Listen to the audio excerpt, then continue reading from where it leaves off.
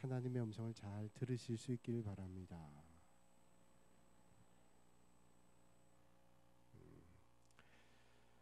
1945년 6월의 어느 날 영국 런던의 시계탑 앞에서 존 브라운이라고 하는 영국군 중령이 한 여인을 기다리고 있었습니다.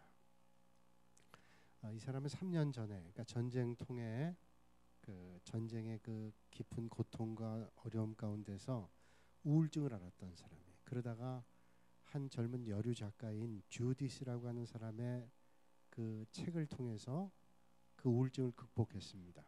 그래서 전쟁의 두려움과 공포를 잘 이겨냈어요. 너무 고마워서 이 주디스라고 하는 사람에게 편지를 보냈는데 생각지도 못했는데 편지를 보낸 지 2주 만에 그러니까 바로 답장이 왔어요. 그래서 그때부터 계속 편지를 주고받으면서 마음속에 사랑이라고 하는 마음이 싹트게 된 겁니다. 그래서 이 주디스에게 이런 고백을 합니다. 내가 당신을 사랑하게 된 모양입니다. 사진 한 장만 좀 있으면 보내주세요. 얼굴도 궁금했겠죠. 편지만 주고받고 글을 통해서 그 사람을 상상하니까 아마 얼굴도 보고 싶었을 거예요.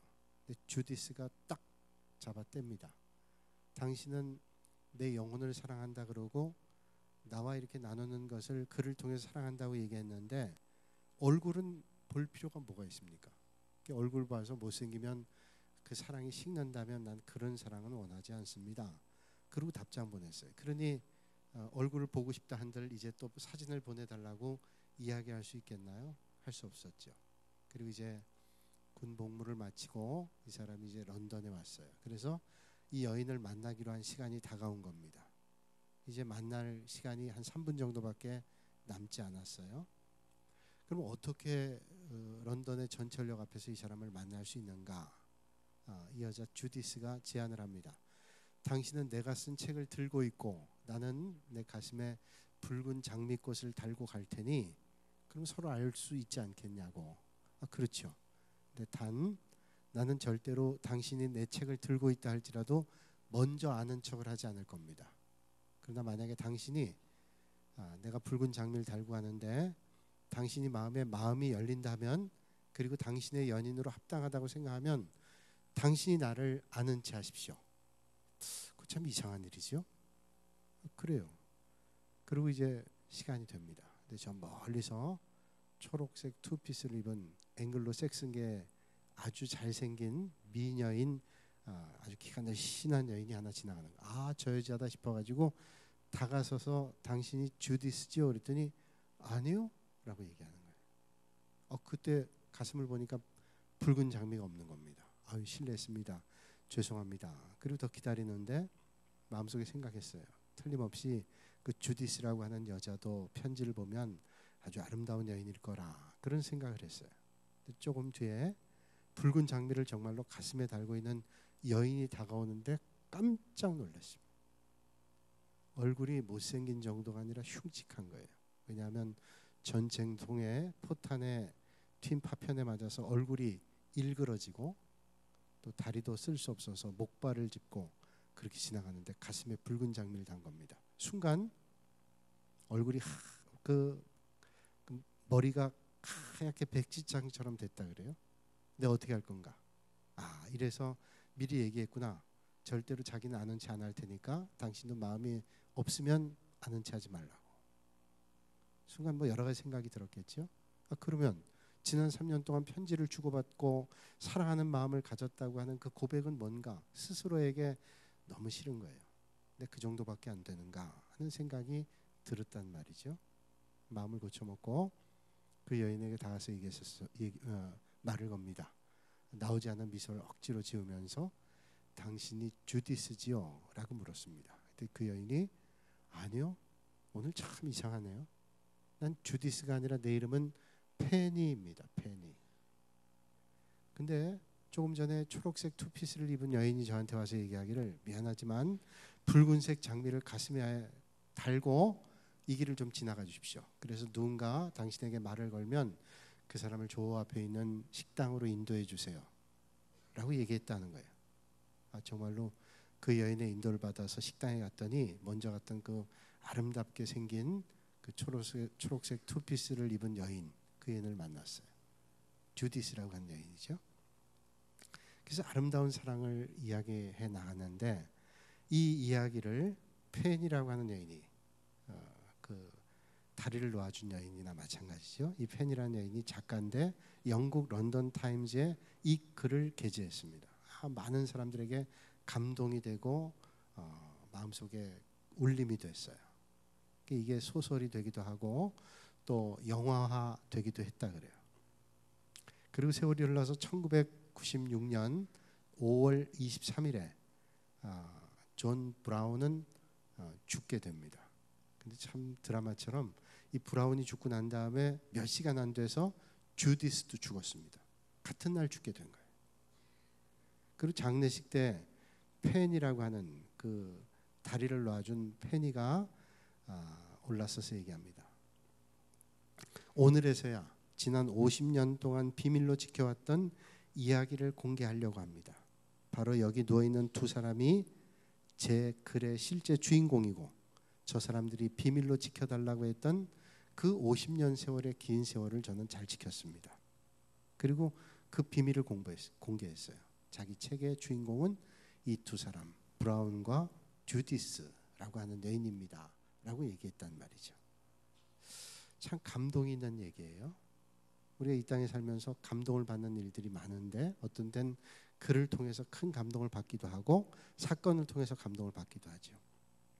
여러 해 전에 대학생 1000명을 앙케이트 해본 적이 있어요. 어떤 언론사에서 대학생들에게 가장 받고 싶은 선물이 뭐냐, 그리고 추측은 했어요. 이 아이들이 가장 받고 싶어하는 것은 아마 최신형 휴대폰일 거다, 또는 아주 예쁘게 생긴 잘생긴 애인일 거다, 또 어떤 학생들은 자동차가 하나 생기면 좋겠다, 그런 생각을 가지고 있는 학생들도 있을지 모르겠다. 근데 그런 추측을 했어요. 그런데 놀랍게도 이 대답에 상당수의 젊은이들이 대답하기를 저는 감동이 받고 싶습니다. 나는 최고급 최신식 휴대폰도 아니고 잘생긴 미모의 애인도 아니고 그리고 자동차도 아니고 감동을 좀 받고 싶습니다. 그건 젊은이들의 고백이라고 하는 것에 우린 놀랍지만 사실은 이 땅에 살고 있는 많은 사람들도 같을 거예요. 난 좀 감동받고 싶어요. 그러니까 요새 기업들이 이구동성으로 모토를 삼고 있는 것이 뭐냐면 고객을 감동시키자는 거예요. 고객을 감동시키자. 고객을 감동시킬 이유가 어디 있어요? 고객이 감동이 되면 계속 그 회사의 물건을 쓸 거예요. 너무 감동이 된다. 저 회사는 저 물건은 정말로 좋구나. 그리고 고객을 생각하는구나. 감동을 받으면 계속 쓸 거예요. 이런 모든 것도 마찬가지예요. 이익을 위해서 장사하는 그 집단도 그 고객에 감동을 주면 오히려 아주 좋은 영향 끼쳐져요. 음식점을 하는 사람들이 음식을 먹는 사람들이 감동을 받아야 또 오지. 이 사람들은 돈 벌려고만 하는구나. 그럼 두 번 다시 안 갑니다. 그렇잖아요. 경험해 보잖아요. 감동을 받고 싶어요. 요즘 젊은 사람들이 프로포즈를 할 때 어떻게 하면 더 감동을 줄까 이런 생각을 한다 그러죠. 그래서 감동을 주기 위해서 프로포즈를 할 때도 이 모양 저 모양 머리를 짜서 해보기도 하지만 이제는 그 심리를 이용해서 프로포즈만 하는 이벤트 회사가 있다 그래요. 그래서 이벤트 하는 겁니다.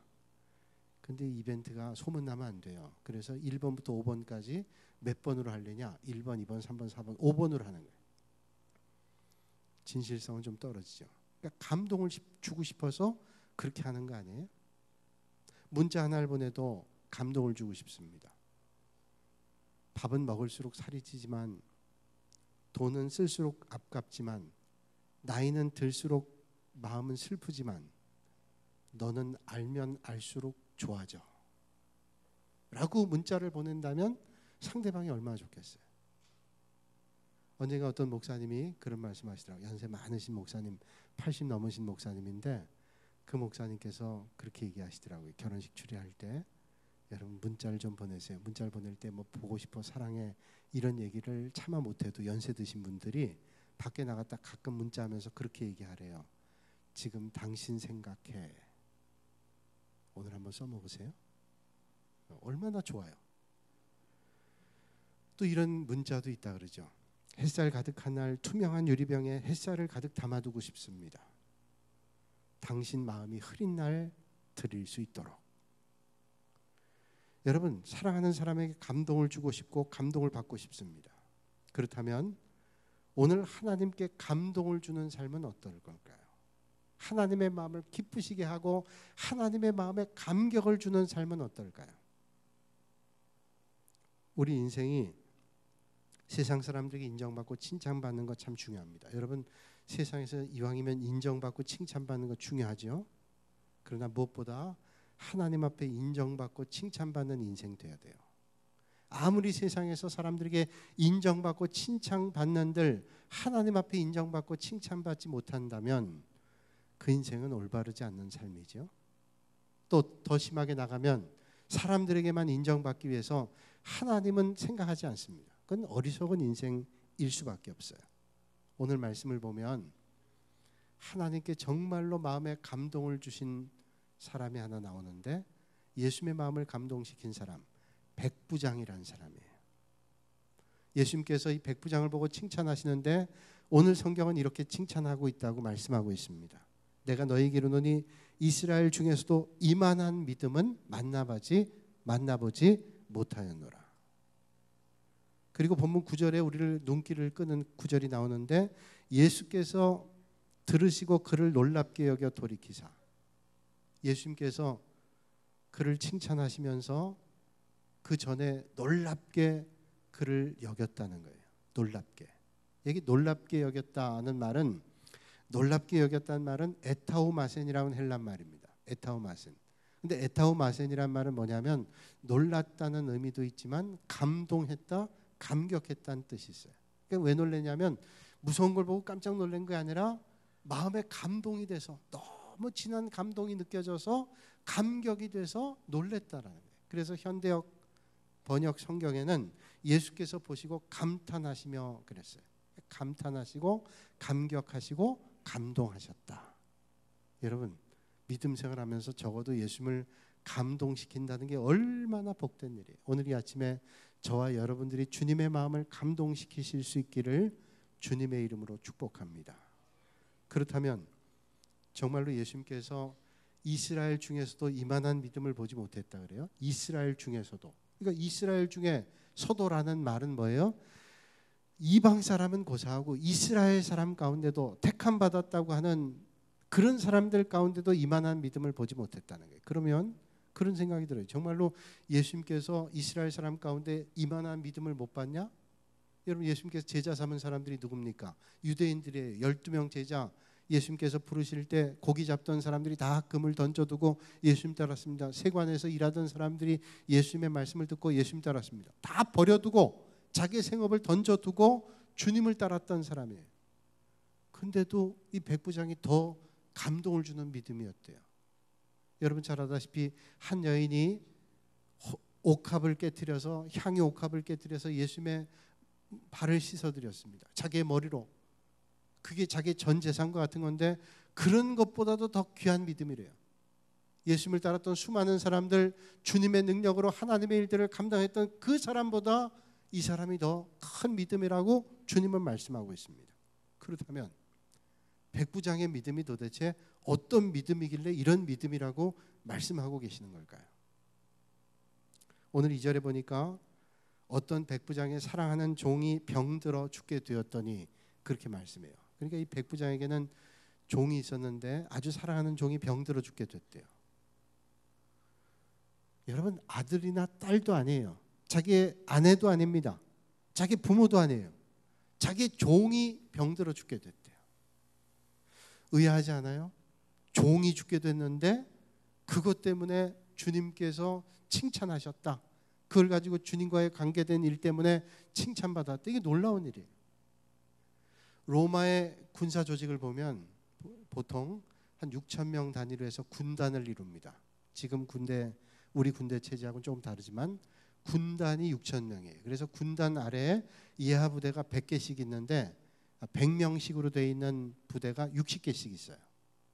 그래서 그 100명 부대의 부대장이 백부장입니다. 1000명 부대는 천부장이고. 그러니까 이 군단에는 6개 천부장이 6명의 천부장이 있고 그 다음에 60명의 백부장이 있는 거예요. 이 가버나움 지역에도 이 군단이 주둔해가지고 그 일대를 다스리는데 가버나움 갈릴리 지역을 맡고 있는 사람이 이 백부장이라는 사람이에요. 여기에 백부장이 나와서 지휘 통솔했습니다. 그러니까 그 지역에서 백부장은 최고의 권세를 가지고 있는 사람이에요. 그런 백부장에게 종들이 있었겠죠. 그 밑에 부하가 있을 뿐 아니라 허드렛 일을 하는 사람들이 있었겠지 않아요? 그래서 지금도 군대에 보면 뭐 군대 전투하는 병사도 있지만 지휘관들을 돕는 병사들이 있어요. 점점 그걸 없앤다 그러는데 그래도 그 필요한 일들이 있죠. 뭐 당번병도 있고 사단장에게는 부관 장교도 있고 비서실장 장교도 있고 뭐 여러 일들을 감당하는 병사들이 있어요. 그런 병사들을 제외하고 또 지금은 정복 국가의 지휘관이니까 종들이 있단 말이에요. 종. 아마 수십 명의 종이 있었을 겁니다. 당시의 통념상 종이라고 하는 건 그냥 종입니다. 종은 어떤 물건과 같은 존재예요. 내가 필요할 때 어떤 물건을 사서 쓰다가 필요가 없으면 버리는 것처럼 종은 그런 개념입니다. 종은 비록 생명을 가지고 있다 할지라도 그 당시의 통념으로는 종이에요. 필요 없으면 버리는 겁니다. 그 당시에 문헌에 의하면 1년 동안 쓰고 1년을 끝낼 때는 자기의 재산을 정리해서 필요 없고 낡은 것들은 다 내다 버리고 마찬가지로 종도 그렇게 해라. 그러니까 병 들고 나이 들고 쓸모 없으면 내다 버리는 게 종이에요. 그런 상황에 오늘 백부장이 사랑하는 종을 위해서 예수님을 청했단 말이에요. 놀라운 일이잖아요. 종을 얼마나 사랑해? 그러면 그 종이 이성이었냐? 글쎄요. 그래서 그런 것 같지 않아요. 이 사랑하는 종을 위해서 유대 장로들을 통해서 예수님께 가서 예수님을 모셔오라 그러는 겁니다. 근데 이 유대 장로들이 예수님께 가서 이 백부장에 대해서 어떻게 얘기하고 있는지 성경이 말씀하죠. 5절에 말씀하기를 그가 우리 민족을 사랑하고 또한 우리를 위하여 회당을 지었나이다. 그러니까 이 백부장은 사랑하는 종을 위해서 유대 장로들을 보냈는데 이 사람이 어떤 사람인가 하면 유대 민족을 사랑했대요. 이방 사람인데. 그러면서 회당을 지어줬답니다.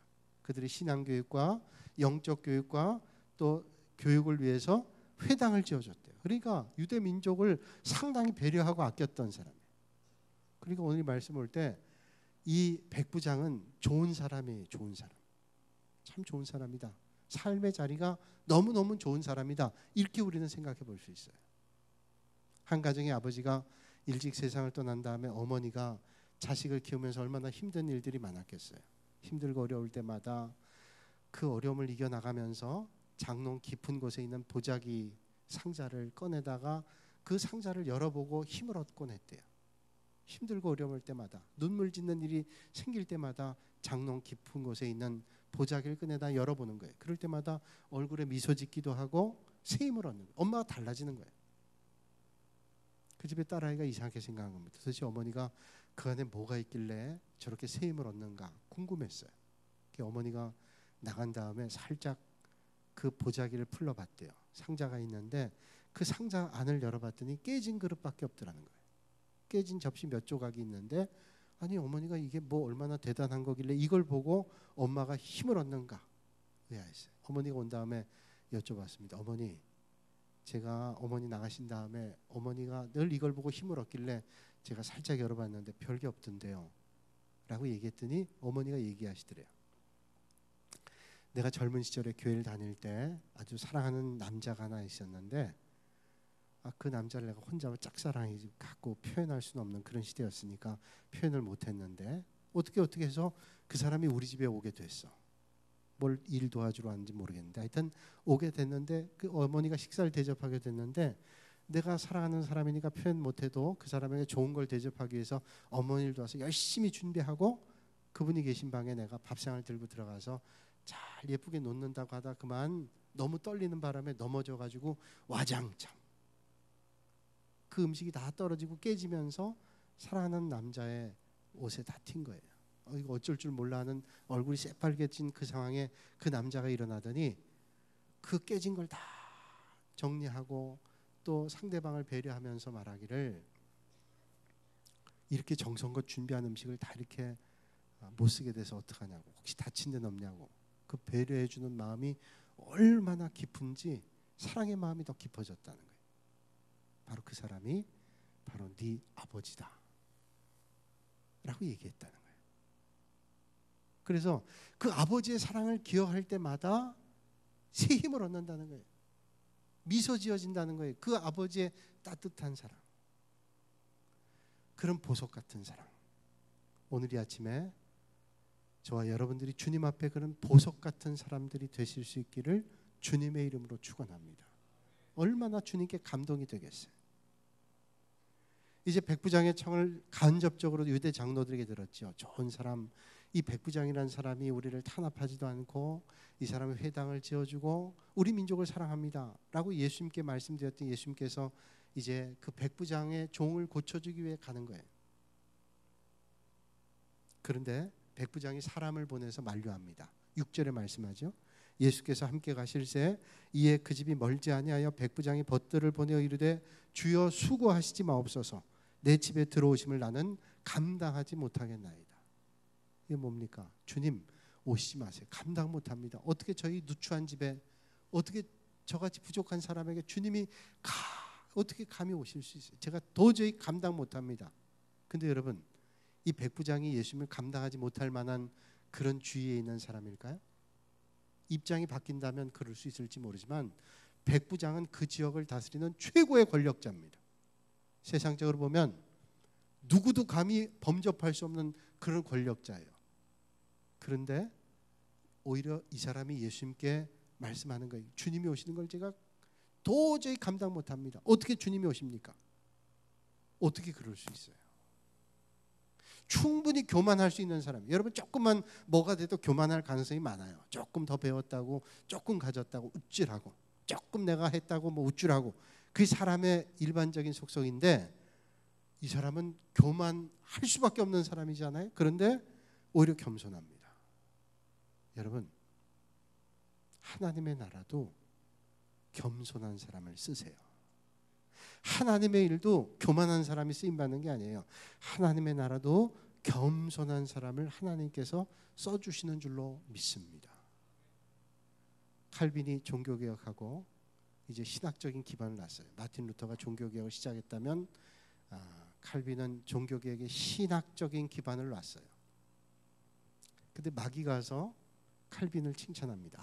너 전도 많이 하고 신학적 기반 놓고 위대한 칼빈, 그러면서 막 띄우는 거예요. 그때 칼빈이 소리를 쳤습니다. 사탄아 물러가라. 만약에 하나님께서 나와 같은 은혜를 누군가에게 줬다면 그 사람은 더 잘할 수 있었을 거야. 내가 할 수 있었던 게 얼마나 감사한 은혜인데. 사탄아 물러가라. 교만하지 않고 하나님의 은혜를 찬송하니까 사탄이 물러갔어요. 여러분, 성경은 말씀하죠. 잠언 16장 18절 이하에 교만은 패망의 선봉이요 거만한 마음은 넘어짐의 앞잡이니라. 겸손한 자와 함께하여 마음을 낮추는 것이 교만한 자와 함께하여 탈취물을 나누는 것보다 나으니라. 믿음의 생활에도 이런 유혹이 있습니다. 철야기도 하고 전도하고 봉사하고 섬기고 건축하고 이런저런 훌륭한 일들을 많이 하고 마귀가 우리 마음에 틈탈 때가 있어요. 그래서 시험이 와요. 아무것도 안 했을 때는 안에서 믿음이 연약해 시험 오지만 주님 일을 많이 하고도 시험이 와요. 교만이 오는 시험이에요. 나는 이렇게 하는데 넌 뭐해? 그거 조심해. 차라리 안 하는 게 낫지. 그렇게 해서 교만한 거 하나님 기뻐하지 않아요. 여러분, 주님의 일 많이 하시고 하나님의 은혜를 찬송하실 수 있기를 주님의 이름으로 축복합니다. 어떤 가톨릭 교회 성도 부인이, 가톨릭 교회는 주기적으로 고해 성사를 하니까 신부님께 가서 고해 성사를 했어요. 신부님, 제가 죄 많이 졌습니다. 제가 하루에 거울을 수십 번 보는데 거울을 보면서 아이고 못생긴 것들, 나는 이렇게 잘생겼는데, 그리고 제가 교만한 죄를 졌습니다. 제 죄를 사해 주십시오 라고 신부님께 고백을 했어요. 신부님이 그 고해 성사하는 거기서 커튼을 이렇게 열고 그 여인을 쳐다보면서 얘기했습니다. 괜찮습니다. 하나님께서 다 용서해 주실 거예요. 지금 자매님이 고민하는 것은 교만이 아니라 착각입니다. 내가 볼 땐 별로 안 생겼어요. 여러분, 아무것도 아닌 것 가지고 별것도 아닌 것 가지고 교만한 게 얼마나 우스운 건지 아세요? 믿음 생활하면서 별것도 아닌데 교만합니다. 별로 가진 것도 없으면서 교만합니다. 그 얼마나 하나님 볼 때 우스운 건지 아세요? 믿음의 절정은 어디예요? 믿음의 절정은 겸손에 있어요. 정말로 믿음의 사람의 절정이 어디냐? 겸손이에요. 그 사람이 얼마나 겸손한가가 믿음의 수준을 얘기합니다. 백부장은 겸손한 사람이에요. 겸손한 척하는 것과 겸손이 달라요. 백부장이 겸손한 척한 사람 아닙니다. 백부장은 정말로 겸손했어요. 주님 오시는 걸 내가 어떻게 감당합니까? 겸손했던 사람이에요. 그저 말씀만 하시면 내 하인이 낫습니다. 그래서 7절 말씀하죠. 그러므로 내가 주께 나아가기도 감당하지 못할 줄을 알았나이다. 말씀만 하사 내 하인을 낫게 하소서. 내가 주님 앞에 나가지도 못할 정도로 그렇게 부족한 사람인데 주님이 오시는 걸 어떻게 감상해요? 그냥 말씀만 해주시면 낫습니다. 그리고 사람이 왔는데 그 말씀하실 때 자기 사랑하는 종이 낫대요. 이 백부장은 예수님께 나가서 처방전 주십시오, 양약을 주십시오, 무슨 약을 주십시오, 이거저거 해주십시오, 와서 만져주십시오 이러지 않았어요. 세상의 방법 아니라 하나님의 방법으로 하실 수 있습니다. 그러니 하나님께서 말씀만 하시면 되잖아요. 이게 믿음이에요. 여러분 혹시 주님께 요구할 때 여러분의 방법으로 요구하세요? 아니에요. 나의 방법이 아니라 하나님의 방법으로 역사해 주실 것을 기대하고 주님 앞에 부르짖을 수 있기를 주님의 이름으로 축복합니다. 주님 오실 것도 없어요. 만져주실 것도 없습니다. 그저 주님 말씀만 하시면 낫습니다. 이게 믿음이잖아요. 그렇다면 참 궁금해요. 이 사람이 이방 사람인데 어떻게 이런 믿음이 생겼을까요? 유대인 중에도 이런 믿음이 없대요. 이스라엘 중에서도 이만한 믿음이 없다. 그럼 어떻게 이 사람이 이런 믿음이 생겼을까요? 그 당시에 갈릴리 가나의 혼인잔치에 물이 변해서 포도주가 된 사건이 가버나움에 쫙 퍼졌습니다. 예수님께서 그 어머니하고 제자들 몇 사람하고 결혼식장에 갔는데 포도주가 다 떨어졌어요. 너희들 알다시피 포도주가 떨어졌다는 건 결혼식장에서 이건 망신거리 아니야. 도대체 손님을 초대해놓고 포도주가 떨어지다니 말이 돼? 그런데 예수님께서 그 물을 가지고 포도주를 만들었. 이게 가버나움에 쫙 퍼졌어요. 그러니까 이 백부장도 그 소식을 들었습니다. 예수님이라는 사람은 놀라운 분이네. 마음속에 믿음이 생겼어요. 그 주님을 만난다면 우리에게도 놀라운 일이 생길 거야. 내 사랑하는 종도 병도 낫게 될 거야. 그저 주님이 말씀만 하시면 그런 분이라면 믿음이 생겼어요. 믿음이 어디서 생겨요? 성경이 말씀하기를 믿음은 들음에서 난다고 성경이 말씀하고 있잖아요. 여러분 오늘도 하나님의 말씀을 잘 들으셔서 여러분들의 믿음이 날마다 풍성해지시기를 주님의 이름으로 축복합니다. 믿음은 절대로 들음에서 나요. 안 들으면 믿음이 안 생깁니다. 들으면 믿음이 생겨요. 그러면 들으면 믿음이 생긴다는 말은 뭐예요? 믿음이라고 하는 것은 영향을 받는다는 거예요. 여러분 세상의 모든 게 영향을 주고받잖아요. 믿음은 영향받습니다. 좋은 믿음의 사람 만나면 좋은 믿음이 생기고 별로 안 좋은 믿음의 사람을 만나면 별로 안 좋은 믿음의 영향을 받게 돼요. 그러니까 여러분 내가 좋은 영향을 주는 믿음의 사람이 돼야 되고 여러분들이 사람을 만날 때 좋은 믿음의 사람을 만나야 될 이유가 여기 있어요. 여러분 믿음은 양보할 수 없잖아요. 인생은 혼자 살아갈 수 없습니다. 그래서 하나님께서 아담이 혼자 있을 때 독초하는 것이 안타까우셔서 배필을 만드셔서 하와를 만드셨죠. 사람은 혼자 못 살아요. 그래서 죄를 져도 아주 심한 죄를 지면 독방에 가두잖아요. 이게 힘들대요. 혼자 있는 게 너무 힘든 거예요. 그래서 만남은 중요합니다. 근데 만남이 중요한 건 왜 만남이 중요하냐? 영향을 받기 때문에, 영향을 주기 때문에 만남이 중요한 거예요. 영향을 주고받는다라고 하는 것은 믿음의 세상에서도 너무 중요한 거예요. 믿음의 세상에서 너무 중요합니다. 잠언 1장 10절에 지혜의 왕이었다고 하는 솔로몬이 말하기를 악한 자가 너를 꿰일지라도 따르지 말라 이렇게 말씀해요. 악한 자가 꿰도 따르지 말라는 거예요. 왜? 이 악한 자가 꿰는 것은 멸망의 길이니까 아무리 달콤해 보이고 좋아 보이고 그래도 따라가지 말아야 된다. 아이들 중에 잘못된 아이들이 있다. 그러면 그런 얘기할 때 있죠. 친구를 잘못 만나서. 그건 뭐예요? 영향을 받는 거예요. 누구를 만나느냐의 영향이 크다는 거예요. 그 친구도 언젠가는 좋았었을 거예요. 그런데 좋지 않은 영향을 받아서 그렇게 된 거예요. 믿음의 세상은 말할 것도 없어요. 우리 신앙생활 할 때도 마찬가지입니다. 좋지 못한 말하고 비난하는 말하고 그리고 부정적인 말하고 믿음을 깎아먹는 말 하는 사람 절대로 가까이 하면 안 돼요. 왜? 세상의 것은 다 양보해도 영적인 걸 양보하면 어떻게 돼요? 우리의 믿음이 바닥이 되면 어떻게 믿음의 길을 올바로 갈 수 있어요?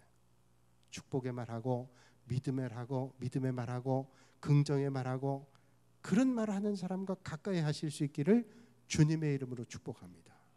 제가 여러분에게 기분 좋게 다 사귀어야 돼. 그게 폭넓은 사람. 저는 그렇게 얘기하고 싶지 않아요. 왜? 너무너무 영적인 영향이 중요하니까. 가려 사귀어야 돼요. 영적인 걸. 그래서 좋은 영향을 줘야 돼요. 좋은 영향을. 좋은 영향을 줘야 영적으로 건강해지지 않겠어요? 시편 1편에 말씀하죠. 복 있는 사람은 악인들의 꾀를 따르지 않고 죄인들의 길에 서지 않고 오만한 자들의 자리에 앉지 않는다. 제가 시편 1편을 말씀드릴 때 이 본문을 정확히 말씀드렸어요. 복 있는 사람은 악인의 죄를 따르지 않는 거에 꾀를 따르는 게 아니라 악인들이에요. 오만한 자들이에요. 죄인들이에요. 왜? 이 세상에는 악인들이 많고 죄인들이 많고 오만한 사람들이 많아요. 그래서 그 본문을 들이라고 얘기하는 거예요. 믿음의 성도들은 세상에 살면서 이런 수많은 것들을 잘 이겨내면서 살아야 돼요. 여러분 백부장은 그런 믿음이 있었어요. 좋은 믿음의 사람들의 영향을 받았어요.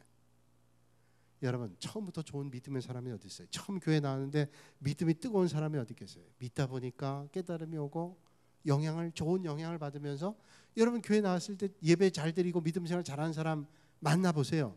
믿음이 쑥쑥 자라요. 그런데 자기를 전도하고 안내한 사람 믿음이 없어 보세요. 신앙생활 저렇게 하는 거구나. 형편없이 떨어져요. 그러니 이게 얼마나 중요한 거예요. 믿음은 들음에서 쓴다. 백부장은 이방 사람인데 이스라엘 중에서도 이만한 믿음이 없다. 저는 이 아침에 여러분들이 이 땅에 있는 어떤 사람보다 믿음으로 축복하고 하나님 앞에 감동되게 하시는 여러분들이 되시기를 주님의 이름으로 축원합니다. 그래서 주님 말씀하시죠. 내가 너희에게 이르노니 이스라엘 중에서도 이만한 믿음은 만나보지 못했노라. 이만한 믿음은. 히브리서 11장 6절에 말씀합니다. 믿음이 없이는 하나님을 기쁘시게 하지 못하나니 하나님께 나아가는 자는 반드시 그가 계신 것과 또한 그가 자기를 찾는 자들에게 상 주시는 이심을 믿어야 할지니라. 믿음이 없이는 하나님을 못 기쁘게 하세요. 믿음이 있어야 하나님을 기쁘게 하세요. 여러분, 저는 여러분들이 세상에 나가서 세상 사람들에게 칭찬받을 수 있기를 바랍니다. 그러나 세상 사람들에게 인정받기 위해서 하나님의 영광 구하는 일을 소홀히 하지 마세요. 사람들에게 이 사람에게도 칭찬받고 저 사람에게 칭찬받고 그게 좋은 것 같지만 좋은 사람에게 칭찬받는 건 좋은 건데 악한 사람에게 칭찬받는 건 나쁜 거잖아요. 그러니까 우리가 세상 사람의 칭찬받기 위해서 기웃기웃하면 이 사람이 올바른 신앙에 있기가 어려워요. 그러니까 어떻게 해요? 세상 사람에게 칭찬받는 게 중요하지만 그것보다 더 중요한 하나님께 칭찬받는 거, 그것 때문에 소홀히 하지 않고 하나님 앞에 칭찬받는 여러분들이 되시기를 주님의 이름으로 축복합니다. 백부장은 이방 사람인데 이스라엘 중에서도 이만한 믿음을 본 적이 없다라고 얘기했다면 오늘 우리가 믿음의 길 잘 걸어 하나님 앞에 영광 올려드린다면 이 땅에서 이만한 믿음을 못 봤다 하는 칭찬을 저와 여러분들이 들으실 수 있기를 주님의 이름으로 축원합니다. 거룩하신 아버지 하나님, 오늘도 이 아침에 저희들 주님 전으로 불러주시고 이방인이었지만 백부장으로 주님께 이만한 믿음의 사람을 본 적이 없다고 하는 칭찬받았던 믿음의 사람을 보면서 오늘 우리도 그런 믿음의 길 걷게 하여 주시옵소서. 예수님의 이름으로 기도하옵나이다. 아멘.